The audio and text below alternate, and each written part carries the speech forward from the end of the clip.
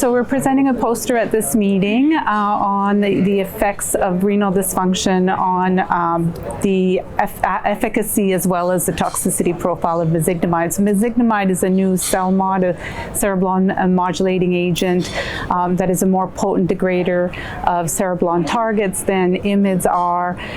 We published in the New England Journal the data from the phase 1/2 study demonstrating an overall response rate of 40% in the 100 or so patients. And then we've now looked at what are the outcomes, both efficacy and safety, in the patients that had either normal renal function or some moderate renal dysfunction with a creatinine ranging, renal clearance between 30 and 60.